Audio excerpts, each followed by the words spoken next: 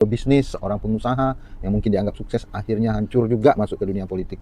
Ini mimpi Jokowi.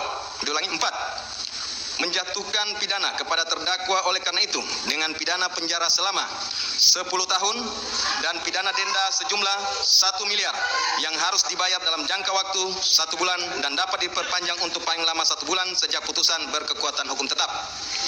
5. Menetapkan jika pidana denda tidak dibayar dalam jangka waktu yang telah ditentukan, kekayaan atau pendapatan terpidana dapat disita dan dilelang untuk melunasi pidana denda yang tidak dibayar, dan dalam hal hasil penyitaan dan pelelangan kekayaan atau pendapatan tidak cukup atau tidak memungkinkan untuk dilaksanakan, pidana denda yang tidak dibayar tersebut diganti dengan pidana penjara selama 190 hari. 6. Menjatuhkan pidana tambahan kepada terdakwa berupa pembayaran uang pengganti sebesar 809.597.100. Mungkin Nadiem Makarim itu tidak pernah bercita-cita ingin menjadi menteri, apalagi menteri pendidikan dan kebudayaan. Tetapi nyatanya barangkali ya tergiur juga. Niat awal mungkin untuk melanjutkan pengabdian kepada negara, kepada masyarakat atas segala apa yang dia miliki keilmuannya. Apalagi si anak ajaib ini adalah pemilik startup nomor 1 di Indonesia pada saat itu. Dia membangun perusahaan Gojek dan itu cukup berhasil dengan penghasilan yang lumayan. Tetapi lulusan Brown Amerika Serikat dan pasca sarjana MBA dari Harvard University ini tarik barangkali ya, dirayu atau diajak untuk ayo terapkan. Ini mimpi Presiden Jokowi, Presiden ke-7, mimpi Jokowi agar mungkin bisa menularkan ilmu-ilmu atau memperbaiki sistem-sistem pendidikan terutama. Karena dia anak muda dan saya anggap juga anak ajaib, tetapi miris bagi Nadiem Makarim sendiri. Berpolitik dengan niat yang baik tidak cukup niat yang baik. Karena apa? Meskipun pada akhirnya terjeblos juga ke dalam penjara dan ada banyak trik-trik gelap di sana.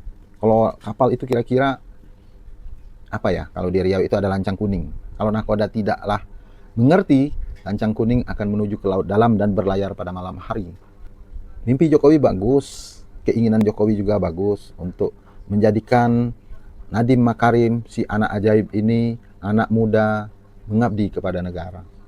Meskipun pada akhirnya terjeblos juga ke dalam penjara. Dan ini ironis sekali ya, sangat sedih sekali kita melihatnya. Sebetulnya sejak IPO, Goto, Gojek Tokopedia, sejak IPO, memang sejak itu juga dia sudah melepaskan startupnya, usahanya sudah dilepaskannya, dan kabarnya hanya berapa persen saja, tidak juga mayoritas, hanya punya saham seri B. Artinya sejak dia menjadi menteri, dia sudah menanggalkan kedudukan dan sebagainya di perusahaannya. Dia fokus menjadi menteri.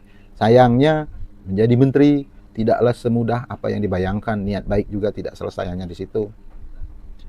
Pengusaha-pengusaha banyak yang terjebak di dalam arus politik. Kita bisa lihat banyak yang masuk ke arus politik, tetapi bagaimana keadaan mereka, ada seperti ARB, Haritanu, bahkan Surya Paloh dan sebagainya, orang-orang seperti itu, termasuk Tom Lembong, orang-orang seperti itu, orang-orang bisnis, Johnny G. Plate, itu orang-orang bisnis yang terjebak ke dalam arus politik. Kalau saja Nadiem berfokus pada usaha, mungkin secara pribadi dia aman. Tetapi sekarang dia diponis 10 tahun, denda berapa miliar itu, mengembalikan sekitar 800 miliar. Ini luar biasa punya uang sebanyak itu. Yang saya bayangkan begini ya teman-teman. Jadi seorang yang sudah nyaman di bisnis, kalau dia coba-coba masuk ke, dan itu rayuan banyak, rayuan masuk ke dunia politik walaupun hanya sebagai menteri, itu banyak rayuan, sehingga yang dulu dia begitu dipuja-puji oleh masyarakat, begitu dielu-elukan, apa jadinya sekarang dia diponis 10 tahun, meskipun Nadiem juga mengajukan banding.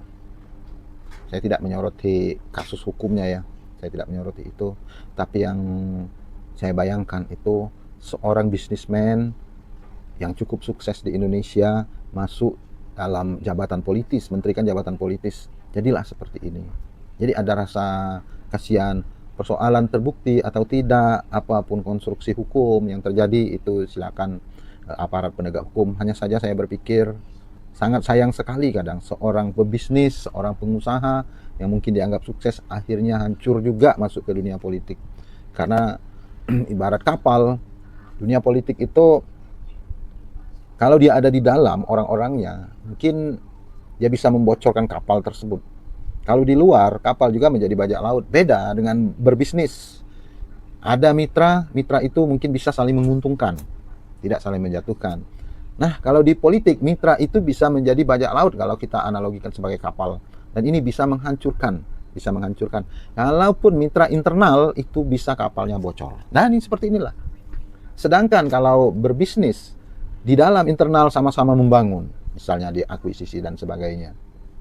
Dan saham Goto sekarang, Gojek, Tokopedia sudah dimiliki masyarakat umum karena dan melantai di bursa efek itu artinya sudah terbuka, sudah banyak dimiliki oleh masyarakat umum.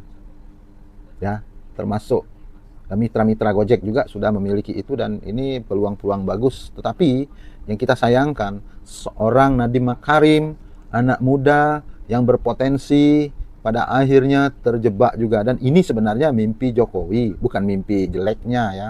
Ini bukan mengklaim jelek. Kehendak atau impian Jokowi waktu itu agar Nadiem bisa membantu meningkatkan sesuatu lah di Kementerian Pendidikan dan Kebudayaan dan Ristek di Indonesia. Tapi sayangnya tidak hanya niat seperti itu saja, banyak bisikan-bisikan dan sebagainya.